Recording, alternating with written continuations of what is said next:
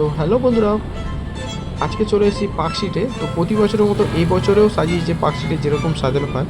তো পুরো রোডটা কীরকম সাজিয়েছে সেটা দেখাবো, আর এলিন পার্কের যে সামনেটা সেটা কীরকম করেছে সেটাও দেখাবো। তো চলুন দেখানো শুরু করি আপনাদেরকে, আর ভিডিওটা দেখতে থাকুন। প্রতি বছরের মতো এবছরেও সেম সাজিয়েছে।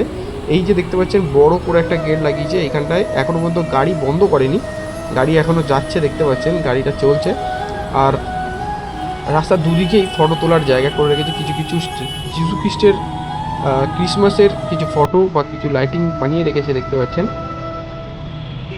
ওপরে কত সুন্দর ক্রিসমাস, মেরি ক্রিসমাস লেখা আছে। এটা হচ্ছে মোড়টা, উপরে স্লাইস দিয়ে কত সুন্দর করা আছে। এই যে মোড়টা দেখতে পাচ্ছেন, এই জায়গাটায় খোলা থাকে, এই জায়গাটায় ছবিটা তোলা যায় আপনাদের বেরোনোর জন্য, রাস্তা পার হওয়ার জন্য খোলা থাকে।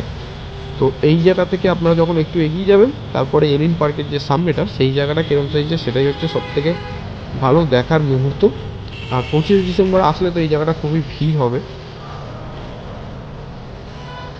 ডান দিক বাঁ দিক দেখতে পাচ্ছেন চারদিকে বড় ক্রিসমাসের ট্রি লাগানো হয়েছে, আর উপরে সাদা রাইসের কাজ করা হয়েছে। এত সুন্দর লাগছে, যখন অন্ধকার হয়ে যাবে, গাড়ি চলা বন্ধ হয়ে যাবে, তখন এই ক্রিসমাসের লাইটগুলো এত সুন্দর লাগবে, সেটা দেখতে মন ভরে যাবে।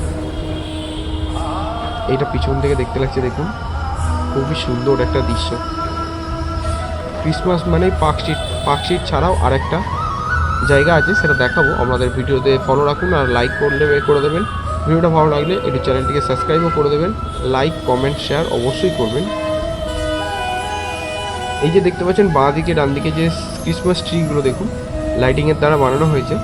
এই জায়গাটায় অসাধারণ লাগছে।